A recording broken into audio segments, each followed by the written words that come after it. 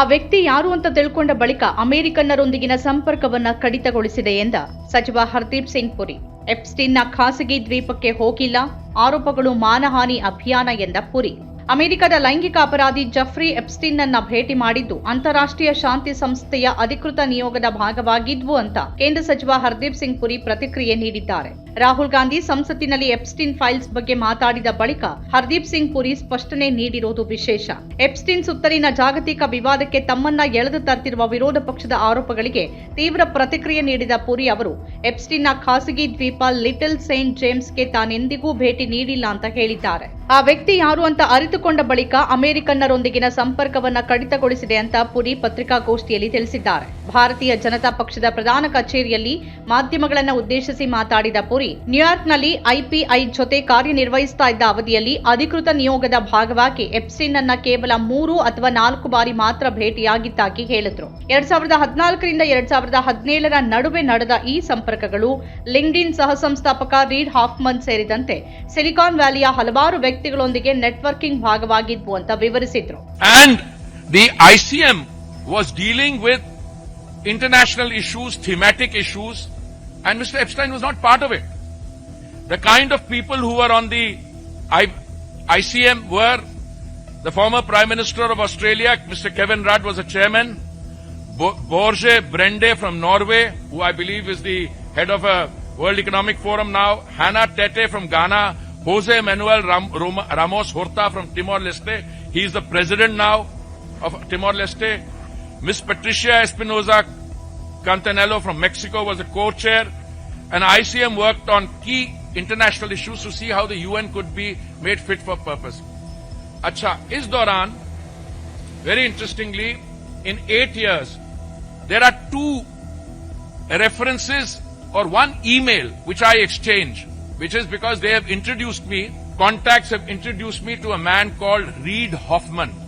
Reid Hoffman was the founder of LinkedIn. I don't know how many of you are on LinkedIn. I suspect many of you are on LinkedIn.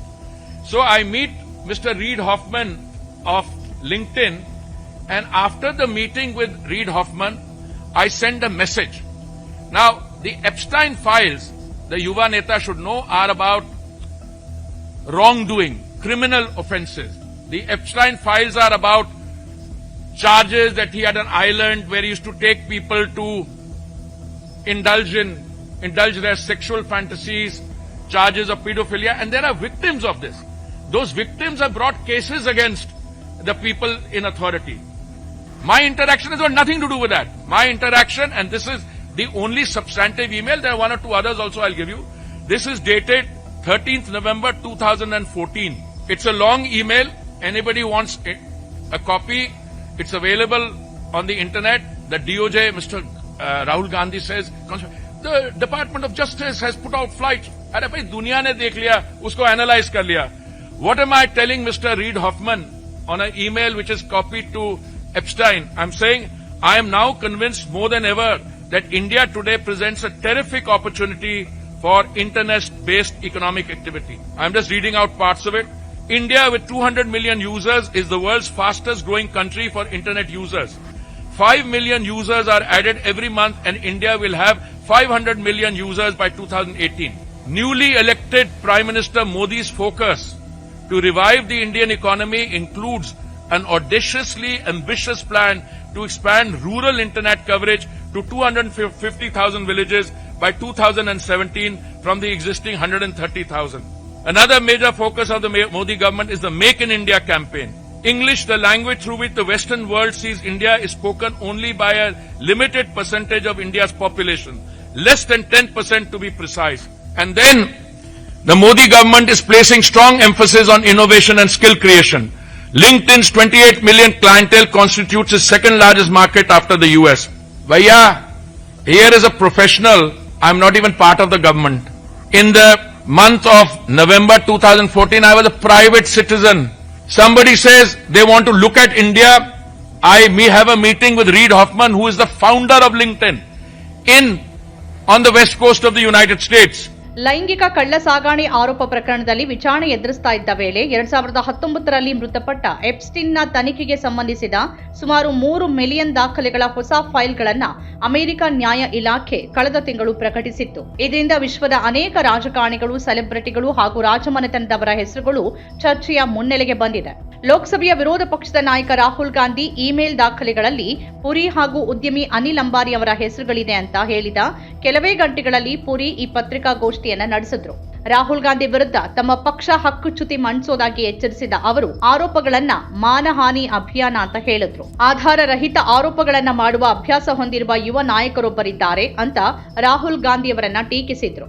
ಐಪಿಐಯಲ್ಲಿನ ತಮ್ಮ ಅವಧಿ ಕುರಿತು ವಿವರಿಸಿದ ಪುರಿ, ವಿಶ್ವಸಂಸ್ಥೆಯ 75ನೇ ವಾರ್ಷಿಕೋತ್ಸವದ ಸಂದರ್ಭದಲ್ಲಿ ಅದರ ಕಾರ್ಯಕ್ಷಮತೆ ಪರಿಶೀಲನೆಗಾಗಿ ಸ್ಥಾಪಿಸಲಾದ ಬಹುಪಕ್ಷೀಯತೆಯ ಸ್ವತಂತ್ರ ಆಯೋಗದ ಪ್ರಧಾನ ಕಾರ್ಯದರ್ಶಿಯಾಗಿದ್ದೆ ಅಂತ ಹೇಳಿದ್ರು. ಅದರ ಅಧ್ಯಕ್ಷರು ಆಸ್ಟ್ರೇಲಿಯಾದ ಮಾಜಿ ಪ್ರಧಾನಿಯಾಗಿದ್ರು ಅಂತಾನೂ ತಿಳಿಸಿದ್ರು. ಇದೇ ಹುದ್ದೆಯಲ್ಲಿ ಕಾರ್ಯನಿರ್ವಹಿಸ್ತಾ ಇದ್ದಾಗ ಎಪ್ಸ್ಟೀನ್ ಅನ್ನ ಭೇಟಿಯಾದೆ ಅಂತ ತಮ್ಮ ಆಗಿನ ಮುಖ್ಯಸ್ಥ ಟೆರ್ಜೆ ರಾಡ್ ಲಾರ್ಸೆನ್ ಅವರಿಗೆ ಎಪ್ಸ್ಟೀನ್ ಪರಿಚಿತರಾಗಿದ್ರು ಅಂತಾನೂ ಹೇಳಿದ್ರು. ಐಪಿಐ ಅಥವಾ ಐಸಿಎಂ ನಿಯೋಗದ ಭಾಗವಾಗಿ ಕೆಲವು ಸಂದರ್ಭಗಳಲ್ಲಿ 3 ಅಥವಾ ಗರಿಷ್ಠ 4 ಬಾರಿ ಎಪ್ಸ್ಟೀನ್ ಅನ್ನ ಭೇಟಿಯಾಗಿದ್ದೆ. ಐಸಿಎಂ ಅಂತಾರಾಷ್ಟ್ರೀಯ ಹಾಗೂ ವಿಷಯಾಧಾರಿತ ಸಮಸ್ಯೆಗಳನ್ನು ನೋಡ್ತಾ ಇದ್ದು, ಐಸಿಎಂನಲ್ಲಿ ಆಸ್ಟ್ರೇಲಿಯಾದ ಮಾಜಿ ಪ್ರಧಾನಿ ಕೆವಿನ್ ರೂಡ್ ಹಾಗೂ ಈಗ ವಿಶ್ವ ಆರ್ಥಿಕ ವೇದಿಕೆಯ ಸಿಇಒ ಆಗಿರುವ ನಾರ್ವೇಜಿಯನ್ ರಾಜಕಾರಣಿ ಬೋರ್ಜ್ ಬ್ರೆಂಡೆ ಇದ್ರು ಅಂತ ಹೇಳಿದ್ರು. ಹಾಫ್ಮನ್ ಅವರಿಗೆ ತಮ್ಮನ್ನ ಪರಿಚಯ ಮಾಡಿಕೊಟ್ಟಿದ್ದು ತಮ್ಮ ಸಂಪರ್ಕ ವಲಯದಲ್ಲಿದ್ದವರೇ ಅಂತ ಅವರು ಸ್ಪಷ್ಟಪಡಿಸಿದ್ರು. ರೀಡ್ ಹಾಫ್ಮನ್ ಅವರೊಂದಿಗೆ ನಡೆದ ಭೇಟಿಯ ನಂತರ ನಾನು ಒಂದು ಸಂದೇಶವನ್ನ ಕಳಿಸಿದ್ದೆ. ನೀವು ತಿಳಿದುಕೊಳ್ಳಬೇಕಾದ ಎಪ್ಸ್ಟೀನ್ ಫೈಲ್ಗಳು ಎಲ್ಲ ತಪ್ಪುಗಳು ಹಾಗೂ ಕ್ರಿಮಿನಲ್ ಅಪರಾಧಗಳಿಗೆ ಸಂಬಂಧಪಟ್ಟಿರೋದು. ನನ್ನ ಪರಿಚಯಕ್ಕೂ ಅದಕ್ಕೂ ಯಾವುದೇ ಸಂಬಂಧವಿಲ್ಲ ಅಂತ ಅವರು ಹೇಳಿದ್ದಾರೆ. ಸಚಿವರು ಹಾಫ್ಮನ್ ಅವರಿಗೆ ಕಳಿಸಿದ್ದ ಇಮೇಲ್ನ ಅಂಶಗಳನ್ನು ಓದಿದ್ರು. ಆ ಇಮೇಲ್ಗೆ ಎಪ್ಸ್ಟೀನ್ ಅವರಿಗೆ ಕಾರ್ಬನ್ ಕಾಪಿ ಹಾಕಲಾಗಿದ್ದು, ಭಾರತ ಇಂಟರ್ನೆಟ್ ಆಧಾರಿತ ಆರ್ಥಿಕ ಚಟುವಟಿಕೆಗಳಿಗೆ ವಿಶಾಲ ಅವಕಾಶಗಳನ್ನು ಒದಗಿಸ್ತಾ ಇದ್ದು 2018ರ ವೇಳೆಗೆ ದೇಶದಲ್ಲಿ 500 ಮಿಲಿಯನ್ ಬಳಕೆದಾರರು ಇರಲಿದ್ದಾರೆ ಅಂತ ಅದರಲ್ಲಿ ಉಲ್ಲೇಖಿಸಲಾಗಿದೆ. 2014ರ ನವೆಂಬರ್ನಲ್ಲಿ ನಾನು ಸರ್ಕಾರದ ಭಾಗವಾಗಿರಲಿಲ್ಲ, ಸಾಮಾನ್ಯ ನಾಗರಿಕನಾಗಿದ್ದೆ. ಯಾರೋ ಅವರು ಭಾರತವನ್ನ ನೋಡಬೇಕು ಅಂತ ಹೇಳಿದ್ರು ಅಂತ ತಮ್ಮ ಸಂವಹನವನ್ನ ಸಮರ್ಥನೆ ಮಾಡಿಕೊಂಡ್ರು. ತಮ್ಮನ್ನ ದೂರದೃಷ್ಟಿಯ ಖಾಸಗಿ ನಾಗರಿಕ ಅಂತ ಉಲ್ಲೇಖಿಸಿದ ಪುರಿ, ಮೇಕ್ ಇನ್ ಇಂಡಿಯಾ ಮತ್ತು ಡಿಜಿಟಲ್ ಇಂಡಿಯಾ ಮೊದಲಾದ ನೀತಿಗೆ ಮಧ್ಯಸ್ಥಿಕೆ ವಹಿಸುವ ಉದ್ದೇಶದಿಂದ ಸಂವಹನ ನಡೆಸಿದ್ದಾಗಿ ತಿಳಿಸಿದ್ರು. ಎಪ್ಸ್ಟೀನ್ನೊಂದಿಗೆ ಯಾವುದೇ ಸ್ನೇಹ ಸಂಬಂಧ ಇರಲಿಲ್ಲ ಅನ್ನೋದಕ್ಕೆ ಉದಾಹರಣೆಯಾಗಿ ಎಪ್ಸ್ಟೀನ್ ತಮ್ಮನ್ನ ಇಮೇಲ್ನಲ್ಲಿ 2 ಮುಖಗಳಿರುವ ವ್ಯಕ್ತಿ ಅಂತ ಬಣ್ಣಿಸಿದ್ದನ್ನು ಉಲ್ಲೇಖಿಸಿದ್ರು. और दूसरा एक और मैं ईमेल दिखाता हूं. ये 2014 के मैंने पढ़ी है, आपको इंडिया के बारे में असेसमेंट दी. ये ईमेल है इन दोनों के बीच में, लार्सन और जेफरी एप्स्टाइन के बीच में. ये दिसंबर 25 का है. दिसंबर 25 का क्या मतलब है? Christmas day. ओके, तो एक तरह से सीजन ग्रीटिंग हो रही है. Then he refers to me, Epstein, and he says two faced. This is English. Two faced का मतलब क्या हुआ है? You know the meaning of two faced? What does it mean? कि आदमी ठीक नहीं है. उनके वैल्यू सिस्टम में बिल्कुल ठीक नहीं था, because they were dealing with something else and I did that. उसके बाद वो जवाब देता है लार्सन उसको, have you heard the saying, when you meet an Indian and a snake, kill the Indian first. अरे राहुल बाबा, इसको पढ़ लेते. आपने जब बात की, प्रियंका जी ने बात की, बाकियों ने बात की, मेरा नाम एप्स्टाइन, वो हजारों मेम्स बन गई हैं. वो लोग कह रहे हैं कि वो बड़े जो वर्ल्ड लीडर्स है वो उस लपेट में आ गए और मेरा देश, मेरा भारत महान है और मैं डिजिटल इंडिया की बात कर रहा हूं. So I want to thank them कि उन्होंने मेरा नाम लिया.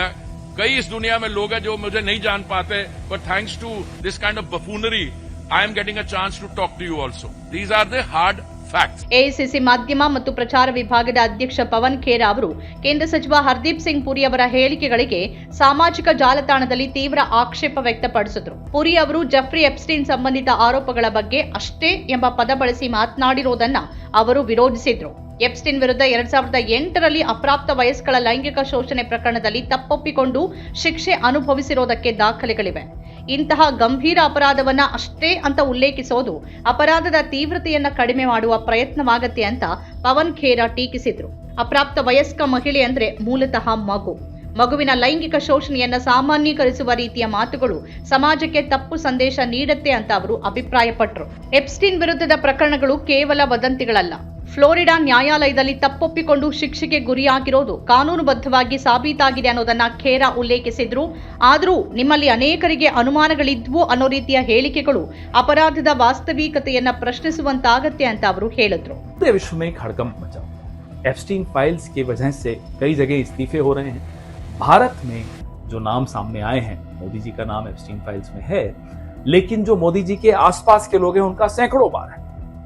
अब हरदीप सिंह पुरी जो कैबिनेट के मिनिस्टर हैं, कल उन्होंने प्रेस वार्ता की, अनिल अंबानी का भी नाम है। हरदीप सिंह पुरी पर हम आज फोकस करते हैं। ये कहते हैं साहब प्रोफेशनल रिश्ते थे। साहब आप थे क्या 2014 में, जरा ये बता दीजिए कि आपके प्रोफेशनल रिश्ते थे एप्स्टीन से? एप्स्टीन किसके इशारे पर, किसके निर्देश पर रीड हॉफमैन जो कि लिंक्डइन के को फाउंडर हैं, उनकी भारत यात्रा प्लान कर रहा था? और आप उस प्लानिंग को कार्यान्वित करने के लिए, व्यवस्थाएं बनाने के लिए आप उसकी मदद कर रहे थे। उनके एप्स्टीन के निर्देश पे हरदीप पुरी चल रहे थे। एप्स्टीन किसके निर्देशों पे चल रहा था हमें नहीं मालूम। क्या हरदीप पुरी एप्स्टीन और मोदी के बीच की कड़ी है? हमें नहीं मालूम, क्योंकि अभी सिर्फ 30 लाख फाइलें आई हैं साहब। 30 लाख अभी आनी बाकी हैं। हो सकता है उसमें वो जवाब मिल जाए, लेकिन रीड हॉफमैन की भारत यात्रा, भारत में उनके कार्यक्रम, उनमें से एक कार्यक्रम में नरेंद्र मोदी जी भी उपस्थित थे। ये सब हरदीप पुरी किस कैपेसिटी में कर रहे थे, किस हैसियत से कर रहे थे? हरदीप पुरी उस वक्त एक रिटायर्ड डिप्लोमैट थे। क्या भारत सरकार की एम्बेसी बंद हो चुकी थी? क्या राजदूत नहीं थे वहां? क्या सुषमा स्वराज जी मंत्री नहीं थी कि नरेंद्र मोदी को हरदीप सिंह पुरी की उपयोगिता मिली? उनको हरदीप पुरी मिले कि जो ये सारा कार्यक्रम करवाएंगे? क्या एप्स्टीन को भी भारतीय एम्बेसी नहीं हरदीप पुरी मिले? और नरेंद्र मोदी को क्या एप्स्टीन मिले रीड हॉफमैन को भारत लाने के लिए? हमें यह नहीं समझ में आ रहा कि एम्बेसी होते हुए, इतना अमला होते हुए, एक विदेश मंत्री होते हुए, विदेश मंत्रालय होते हुए, एप्स्टीन और हरदीप पुरी, यह लोग रीड हॉफमैन की विजिट प्लान कर रहे हैं, फाइनलाइज कर रहे हैं, क्रियान्वित कर रहे हैं। ये क्या हो रहा है?